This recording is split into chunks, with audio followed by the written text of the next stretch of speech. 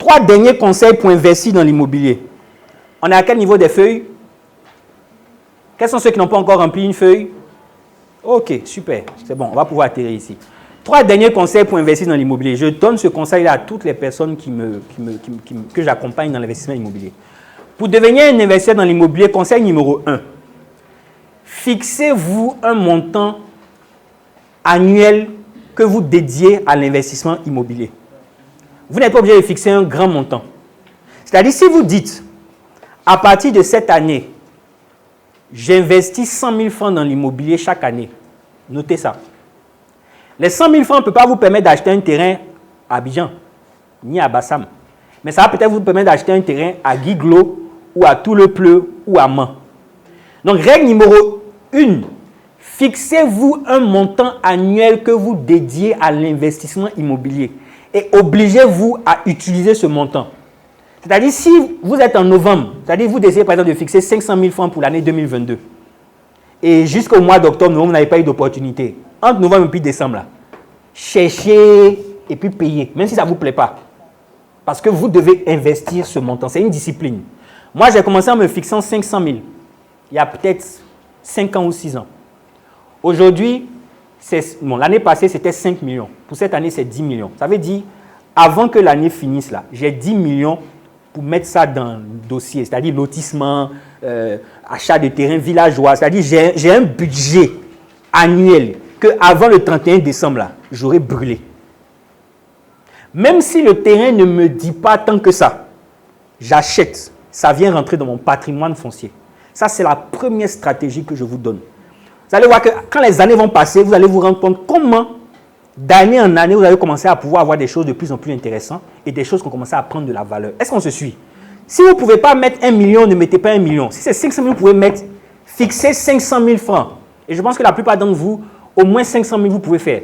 Sinon, au moins 200 ou 250 000 que vous vous fixez comme cet argent-là. Avant la fin de l'année, je dois prendre pour acheter un terrain. Même si c'est un terrain villageois dans une ville qui ne m'intéresse pas. Tu achètes, tu prends les papiers, tu viens mettre ça dans ton coffre ou bien dans tes bagages. On se suit? Deuxième conseil, c'est de choisir très vite le game auquel vous voulez jouer. Parce que dans l'immobilier, il y a 3 grands games. Il y a le game du court terme, le jeu du court terme, c'est-à-dire j'achète pour revendre pour en vue d'un retour sur investissement très rapide. En général, c'est moins de 6 mois. Il y a le game du moyen terme. J'aimerais avoir un profit ou un retour sur investissement entre 6 mois et peut-être 2 ans, 3 ans. Et il y a le game du long terme. 3, 5, 10, 15 ans. Moi, je joue plus au jeu du long terme et souvent de temps en temps au jeu du moyen terme. Je ne joue pas au jeu du court terme. Ce n'est pas mon truc. Je n'achète rien pour revendre en fait. C'est-à-dire je ne joue pas au jeu du court terme. Le jeu du court terme, il y en a qui y jouent, c'est intéressant.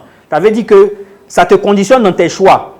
Chaque fois que tu prends quelque chose, tu dois te dire, je dois prendre quelque chose, ça peut intéresser quelqu'un rapidement. Donc, tu ne peux pas aller prendre certaines choses. Toi-même, tu sais que quelqu'un ne va pas peut-être vouloir venir acheter ici vite ou habiter ici dans les prochains temps. Est-ce que vous me comprenez?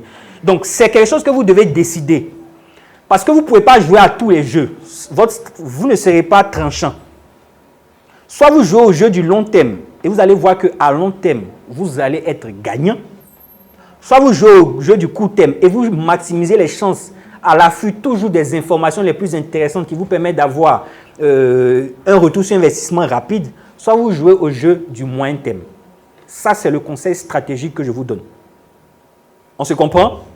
Troisième conseil que je peux vous donner, si vous voulez réussir et profiter pour investir dans l'immobilier, c'est vraiment, et là encore on revient au principe du réseau. L'immobilier se résume à 3 choses. L'information, le réseau et puis l'action. C'est du réseau ou de votre réseau que vous allez avoir soit la plupart des bonnes informations ou que vous allez pouvoir exploiter les informations. Donc, le troisième conseil pour investir dans l'immobilier, c'est de rapidement vous constituer un réseau d'efficacité. Et on revient à la raison pour laquelle j'ai voulu vraiment qu'à la fin de cette... là même, je suis attendu, je suis dans le pain. On a dépassé l'heure jusqu'à il n'y a pas reste. Mais j'ai vraiment voulu vous mettre en relation pour que chacun d'entre vous rapidement, vous commencez à profiter des uns et des autres pour vos prochaines transactions.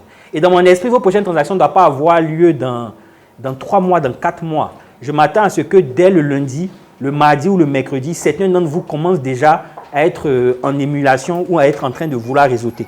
Donc, j'ai divisé, ce n'est pas forcément cette division-là qui doit être la vôtre, vous pouvez après avoir des sous-divisions, mais j'ai divisé, où sont les restes des papiers?